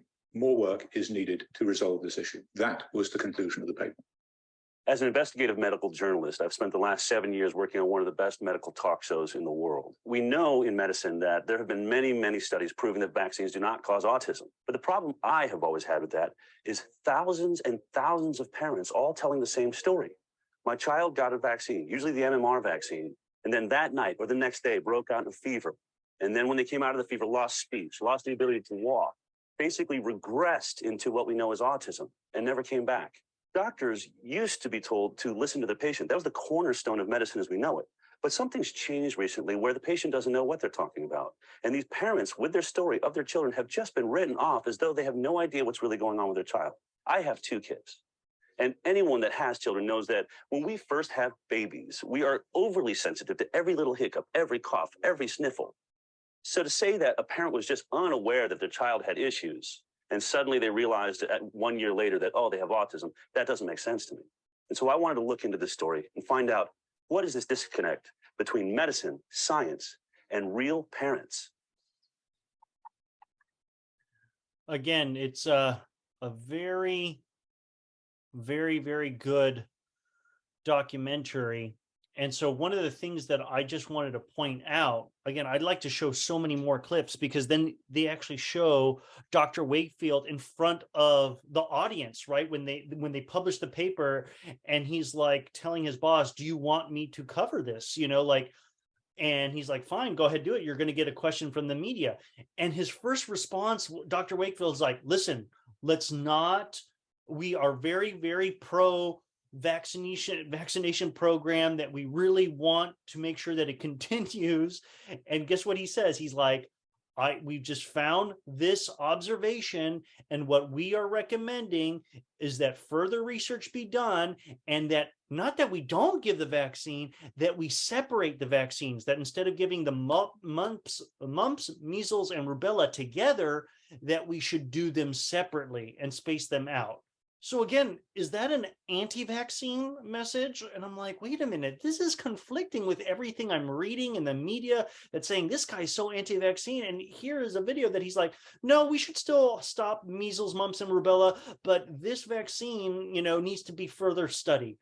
that was like mind blown. But again, he actually says when he confronted the health administrators, the different people, and this is what they said, guess what? We cannot share this information because this goes counter against our narrative of our vaccine program. And so what they ended up doing is Andrew Wakefield's like, okay, so you guys basically care more about the program's success than actually helping kids and helping people. And so guess what the pharmaceuticals did? They outlawed, I don't know if they outlawed, that's not the right term. They basically stopped producing the single-use vaccination of MMR, and they just said, we're going to discontinue doing them individually, and we're only going to do them all three together because we don't want any vaccine hesitancy. And so to me, again, this was very, very, very interesting. And again, there's a lot more clips in there, but again, you can watch that whole video and see that. But as you can start to see the narrative of vaccines and being anti-vaxxer, and you're just labeled this, and it's like, I'm not hearing any message of an anti-vaccine. I'm actually, just like Robert F. Kennedy Jr., he's not saying I'm anti-vaccine. He's like, I'm saying we need to have safer vaccines, or we need to study this more. So again, these are the canary in the coal mines, but you have to recognize if you challenge something that could be a lot of money, right? If you get a vaccine as part of the requirements for all the childhood vaccines, that's a lot of money for the pharmaceuticals, to the guaranteed revenue that all kids are going to be vaccinated. You know, if you threaten that, there are potential ramifications. And that's, to me, signs of different leaders that have to do that. So I'm just going to conclude in part 3 of what to do preparing for the future, because again, I had to research this. You know, I just didn't want to just rely on that one documentary. I needed to research, if I ever had kids, what am I going to do about vaccines? And so there's 2 books that I want to kind of highlight for all of you. One is called Turtles All the Way Down, Vaccine Science and Myth. And it's very, very thick. I actually have it right here. Okay. And this was written by 2 Israeli doctors, okay? And what they did is they said, we don't care about, you know, emotions and stuff like that. We just want to look at the science. And so they're like, are vaccines safe? What is the myth? You know, there's so much kind of things that are going on where it's like right now, before it was parents being gaslit and saying, hey, my kids are getting sick. And then the pharmaceuticals like, no, you know, there's nothing wrong with the vaccines. We're safe. We're the scientists. Trust us. We know everything. But then, you know, then the issue would be over. But now it's kind of evolved because more and more people have been studying this whole vaccination thing, and they want to challenge different individuals to media to say, let's debate this. And people who are very, very prominent in the vaccine industry, in the CDC, they say, no, we don't want to have a debate because you're an anti-vaxxer and we don't want to give you a platform to spread your misinformation. And it's like, whoa, like that's what's really going on. People are going after these people who, anybody who challenges this stuff, they go attack, they lose their licenses, they lose careers. So this book is by these 2 doctors that are like, we're going to stay anonymous and we're not going to be attacked, but we're just going to actually show you the science. And it's like, has hundreds of references, looking at everything. And it was very fascinating. And then the other book was Natural Baby Care. And there was a whole little chapter about vaccines. And I'm like, what kind of vaccines are we giving you children? What are the other alternative options? So again, I'm going to encourage all of you, if this is something that you're really interested in, to read those books, get them, read them on your own. But I'm just going to give you some very, very quick synopsis of what I learned from taking away from these books. Okay, so for the book on natural baby and child care, this is what they ruled that they said. The book was never anti-vax or pro-vax. You know, what it basically says, you have to know about these 5 things. You have to know what the CDC schedule is on what vaccines are actually required, right? Right now, there are like 14 mandatory vaccines, and I think they just added the COVID-19 vaccine as part of that list. I just don't know if it's mandated or it's recommended. But then they also, so there's 14 vaccines, and they also recommend the flu virus for little children. But the problem is with these vaccines, they want to give them multiple times, right? So you want to give them at 12 months, then you want to give it at 2 years, then you got to give it at 36 months. And so it's like you're giving them multiple shots of all these different things. So you as a parent need to know what the schedule is and what they're requiring, right? Then you have to educate yourself on the diseases and the vaccines because you have to really know what them. And here's what the shocking thing was. A lot of these vaccines that are being given to children they're not even for serious illnesses. They're very mild. That's what kind of blew me away, because even in the other book, Turtles All the Way Down, they even talk about that as well. Then you have to look at what are the risks? What are the side effects of the vaccine? What are the risks of getting sick? You have to know all and have informed consent of what you're going to be doing for your kid. And then they said, you know what, you need to adopt a strategy called wait until better strategy, which I really liked, because many times kids' immune systems are fragile. They're these babies, and you're already injecting them with this serum or this vaccine. You know, some are live, some are not, but then they have all these adjuvants and they have these antigens and all these things that stimulate their immune system that could have very, very harmful effects, especially if you give a lot of them. And they say, if your child's sick, don't you give them a vaccine. You wait until they're better and have a strong immune system. And if they were sick and they were on antibiotics, you have to wait another 6 weeks, right? And then the last thing that they recommended is that you have to, as a parent, you have to document and monitor everything. Have a journal, all right? What was your child's health before the vaccine? And just keep this journal. You know why? Because if you're a mom or you're a parent and trying to keep track of this is like so difficult, right? You can't keep it all together. And so you need to be able to have information. And then if you do decide to vaccinate your children, you have to figure out, okay, was there a side effect? How long? Was it 1 week after, 2 weeks after? What did you see? A rash? Did they have different behaviors? All that stuff is going to be very critical. And so the conclusion of the book was, hey, listen, there's some pros for getting vaccines. It can eradicate major illnesses. Again, there's some side effects, but they can be very rare. And children not immunized can get infected. Okay, so those are the pros of getting vaccines. But the cons is, guess what? There is a risk of injury. There are some cases of children dying. I didn't have time to include it in this presentation, but there is, again, not causal evidence, but a correlation in other countries that have vaccines for children. They find that the less amount of vaccines that they give them, they have less sudden infant death syndrome. But the countries, the Western countries like the United States that do a lot of vaccines for children, well, guess what? They have higher rates of sudden infant death syndrome. Now, you can't say that they're causal, but there's a significant correlation. So again, these are very, very important things for you to do your research. So there is a risk. Vaccines circumvent natural immunity because, again, you want your child to be exposed to these immunities to have their mucous membranes and their lungs all deal with that virus then before, instead of just jumping it directly into their bloodstream. And increased use of vaccines, we have seen as more and more evidence is piling up, especially if you read this book, Turtles All the Way Down, we are seeing a rise of chronic disease among children, okay? So that's just some of the insights of this natural baby care book. So what was the conclusions of Turtles All the Way Down? It says that, guess what? When you buy a drug, you know that it's tested against a placebo, but in the vaccine world, there is no placebo. They basically test vaccines against other vaccines. So because they say it's unethical to not give a group a vaccine in order to test it out. So basically, there is an ideology that vaccines are safe, and so there's no critical analysis. There's no like salt water saline solution compared to the vaccine. It's always going to be one vaccine compared to the other vaccine. So if you got 100 people with this vaccine and another 100 people of this vaccine, if 5 people get sick and 1 die, and then 5 people get sick and 1 die, well, guess what? They say, no, there's no difference between this vaccine and the other vaccines. Guess what? It's safe. When if you did it against a saline solution or between vaccinated or unvaccinated, you would see, well, the unvaccinated, nobody died, right? Or in the saline solutions, nobody would die, but here 1 person died. We have to investigate this more. So again, very, very interesting. So again, there's real big cover up on clinical trials, covering up side effects, like I've mentioned. There's no in-depth research. Again, guess what? The pharmaceuticals are the ones that are in charge of doing the research, right? And the way in which the pharmaceuticals and the CDCs and all this stuff that regulate, it's kind of been corrupted.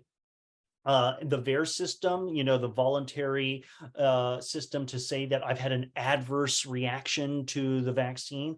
Well, they say it's flawed because in a system like this, you don't just say, hey, if you have a problem, let us know, right? And they basically said, what you need to do is you need a follow-up, right? You need somebody responsible to say, hey, parent, did any have any reaction? Oh yeah, by the way, my kid did have a reaction. So studies have been shown that only 1% of people who have adverse reactions are actually showing up in the VAERS system. So a lot more people are getting sick with vaccines that's being reported. Even in COVID-19, there's epidemiological limitations, right? They can't, based on these type of studies, you can't say, here's the cause. All you do is really see that there's correlation. There's conflicts of interest. There's examples, if you watch the Vax video, the head of the CDC that went before Congress and said, a congressman said, do you have data that compares vaccine to unvaccinated people and health outcomes? And the head CDC says, no, we do not have that. Okay. He's like, that's all I need to know. Okay. Because they're not checking that information. And guess what ended up happening? She ends up working for a pharmaceutical. Once she retired from the CDC, she started working for Merck or one of the other big pharmaceutical companies. It's just a revolving door, right? There was a big study that said, hey, here's proof.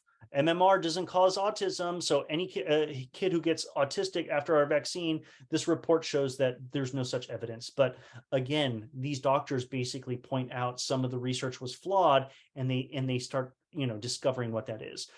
People say that vaccines are so helpful, and polio vaccine helped wipe out polio. But again, what these doctors have analyzed is a lot of the data of eradication of polio has happened because of hygiene, not because of the implementation of the polio vaccine.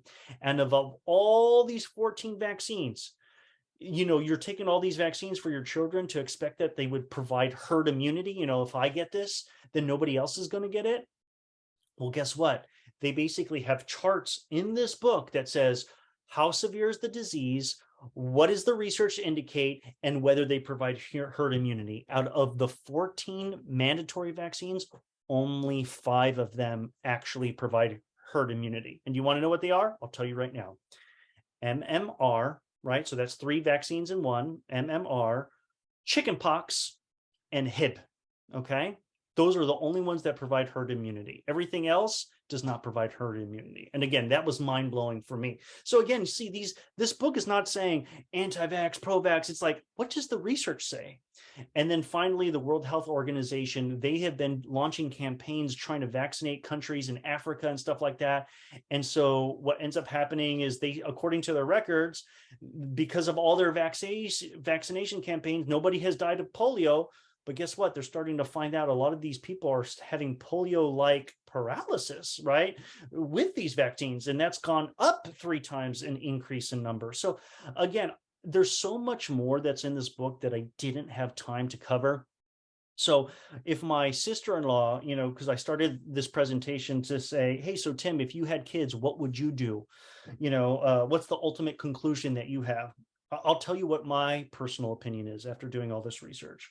One, I would definitely not give my child the COVID-19 vaccine because it's been proven that 99.9% of all children who get COVID are not going to die, that they recover it from it very well, but yet the CDC mandates it. So to me, I've completely lost trust in the CDC in that. When it comes to childhood vaccines, because there's no integrity on the scientific research, I cannot trust that the vaccines are actually safe. So all this claims that they've been safe is actually a lie. And so and again, it's not up to me if I was going to vaccinate, it's going to be up to a conversation with myself and my wife, but I've shared this with my wife. I'd say, if I had a preference, I would choose not to vaccinate my children, or what I would do is delay as much as possible, right? Because who knows, people might be in certain circumstances, they have to go to school and they're going to require some kind of vaccine mandate. Well, guess what? I'm going to try to push it as far as possible, but based on all the research I learned about, I would give them, if my wife wasn't able to give them breast milk, because when you give breast milk, it passes the immunity. there was evidence, and this is what I found in this book and the other book, HIB, one of the vaccines, is very important for that child, especially if they're not being breastfed. So that one has been shown to show herd immunity. The second one would be chickenpox. I would be open to giving my child chickenpox if they didn't get it. Why?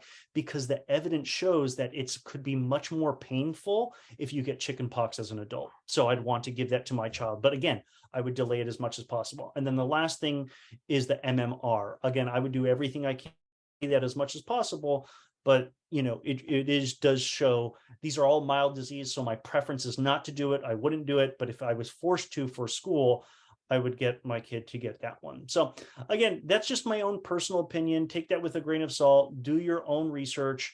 I promised my sister-in-law I would get an answer to that question, and that's what I have. Okay, so I really appreciate you guys all listening to this presentation of me going down the rabbit hole of talking about COVID and my experience and the harsh lessons of that, as well as, the leadership lessons that if you challenge the status quo, you could be ostracized, you can be yelled at, you can be slandered, you could actually have your Wikipedia pages taken down, you could have your licenses taken away.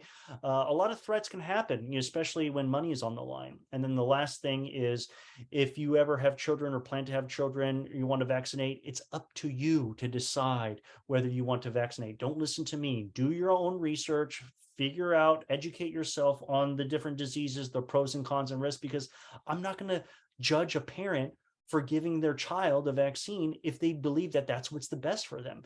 Because, going back to that whole conversation with my wife, she got a lot of psychological comfort knowing that, she got that vaccine, the Johnson & Johnson, that she was okay. Some people with high anxiety, if I was tell a parent don't get vaccinated and then the parent's constantly worried that my child's something's going to happen, it's like, that's not good for the child either. So I hope that's helpful. At this point, I'll take any questions you might have. Thank you guys so much for your time. I really appreciate it. Okay. Anybody have any questions or comments? I'd love to hear.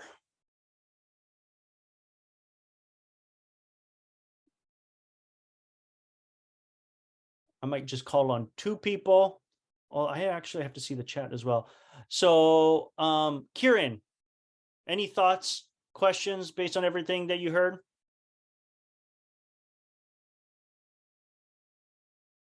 Kieran, are you there? Not at the moment. I think it was definitely a lot of content, for sure, about I mean, about everything that you learned throughout the pandemic. So I know. I don't think I have any questions at the moment. I appreciate it. And that's feedback for me. What, I appreciate it. I might have to actually split my trainings into 2 different trainings just to calm down on all the content. But or maybe we had that discussion, but I feel like in between, to balance out the time, we could have mini discussions when we talk with our other peers about our individual lessons to each other. Perfect. Yeah, definitely. I want to implement that sometime soon to be able to do those breakout groups. I appreciate it. Thanks so much, Kieran. Anybody else have any final comments? Shirley, I see that you joined. Did you want to add have any questions for me? Any other comments? This information is very interesting. It's very loaded information that I was given. It's very hard to give any feedback. Yeah. Just with all the information I'm given, it's a lot to process within a short span of time. I think it's just very interesting just to hear the whole history behind why that person got their license suspended. It just makes me question what else are we missing? Who else spoke up and became the whistleblower and got their whole license and their whole credibility ruined just because maybe there's some truth to what they're saying. It just makes me wonder. Well, Robert F. Kennedy Jr. Has talked about, he was part of being interviewed for the second documentary called Vaxxed II. And they talk about Bill Thompson, this guy that works at the CDC, who's a whistleblower. Because his livelihood, his pension is all tied up working at the CDC, he refuses to actually go and bring this to the public. But what he has basically shared, that if he is brought before the court or Congress and has to testify under oath, because you'd have to watch the documentary, see, he had to lawyer up and say, listen, I am not going to lie for the CDC that tried to hide this information. You know, there's a lot of stuff.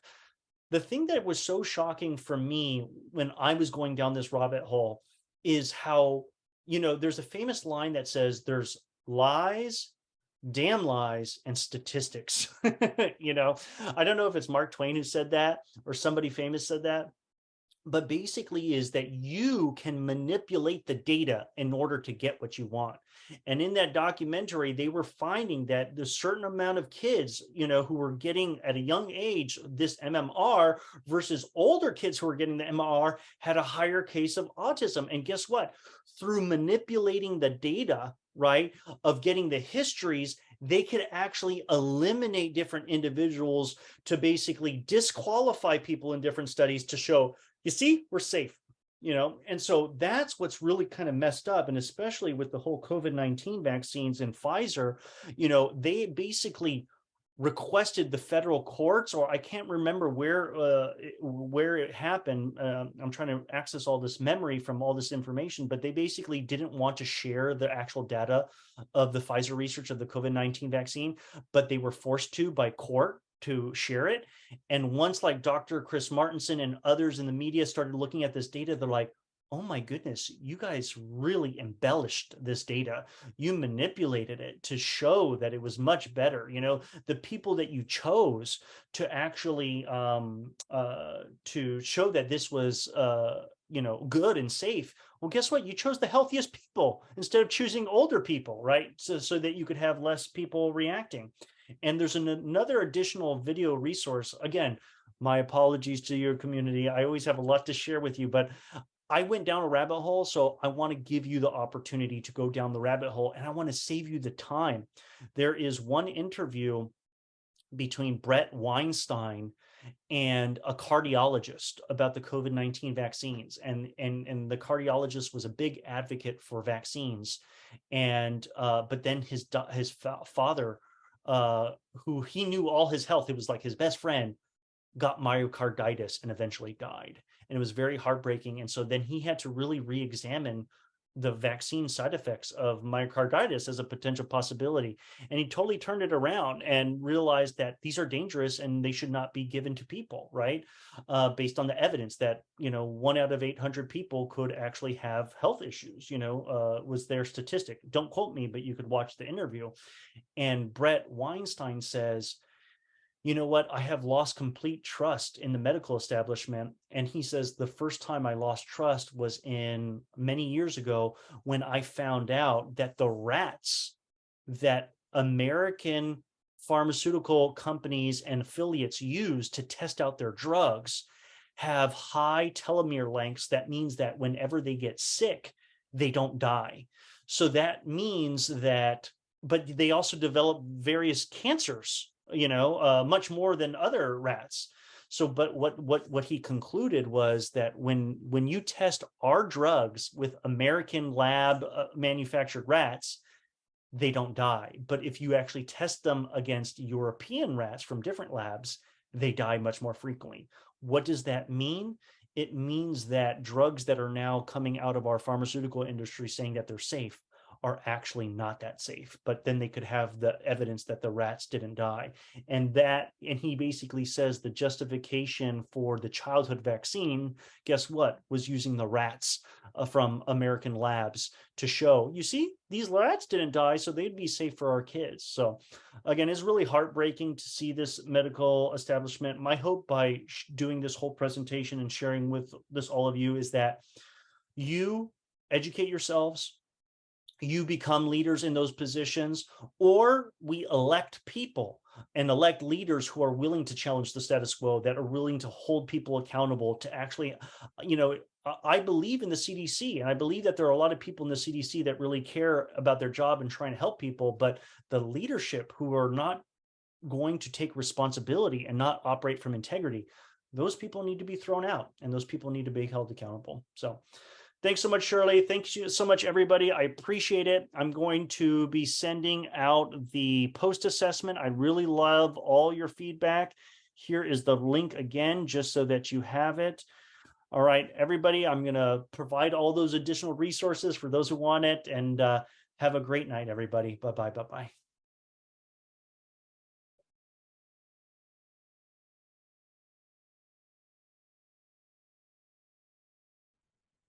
Thank you so much for watching this video clip about conscious leadership. If you are committed to helping to create more conscious leaders in this world, that is leaders with more humility, more integrity, more awareness, that take constructive action, then consider helping us by making a donation.